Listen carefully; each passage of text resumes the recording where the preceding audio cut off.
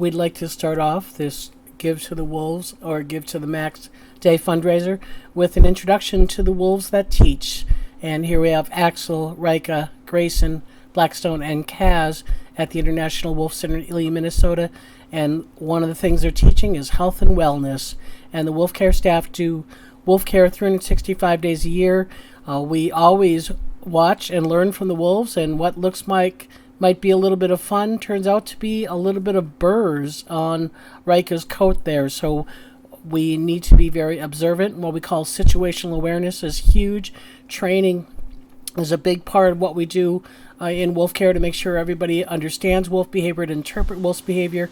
Obviously, physical things like brushing the wolves is a common thing for us to be able to look for ectoparasites, look for burrs.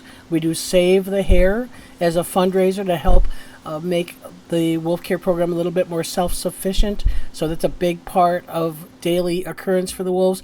And there's always something getting in and out of the wolf pen. And there's a couple of things I want to point out here. First of all, this tree is rotten. So a big part of what we do in wolf care is hazard tree removal, assessing trees that have rot that might be susceptible to falling and possibly injuring the wolves. But we also need to be aware about what's lurking inside, whether it be a dead tree or what finds its way into the enclosure. And this was a fox that got into the enclosure and successfully got out of the enclosure again.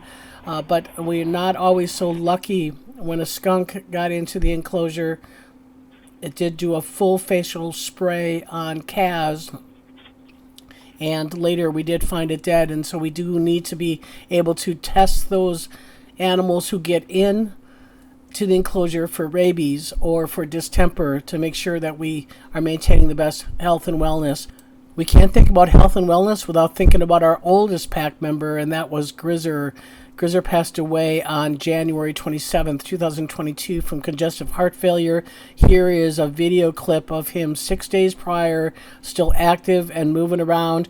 You can see the cover hay, a real important component, not just for older animals, all of our animals, having that hay to be an insulating factor amongst the snow. And another way that wolves teach is here is Rika with that facial masking that is characteristic of wolves to be able to exemplify their eyes as a way of communication. We have a lot of people come to the windows and watch the wolves, record data about the wolves that have lasting impressions while watching the wolves. And we do invite the local college students who move into wolf country. We invite them up to the windows and say, hey, let's teach you about what it's like to live in wolf country. And so we see those opportunities at the window on a regular basis. The wolves are socialized. That means they're conditioned to the human component, and give opportunities for people to be face-to-face, especially kids. We know that that connection goes beyond our building in Ely, Minnesota, through the use of webcams and explore.org to reach people across the world.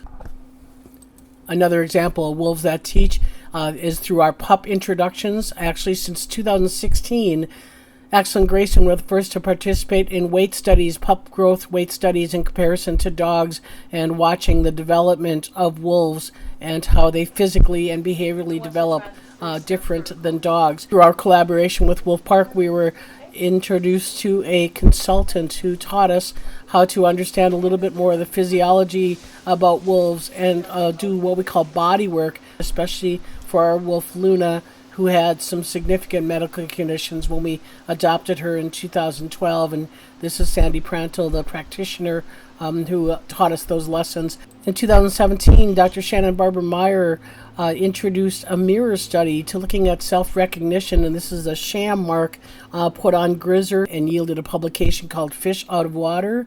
What appeared at that time that the wolves ignored the mirror test with Rika in 2021. Certainly a fear avoidance response with the mirror, but then in 2022 with the pair of boys, there was recognition at the mirror, but there was no fear avoidance. And so we definitely think social dynamics is a bigger part of that research. And we're so grateful to your donations on Give to the Wolves Day. And we always know that here at the International Wolf Center, we'll always be learning from the past and making life better for the future.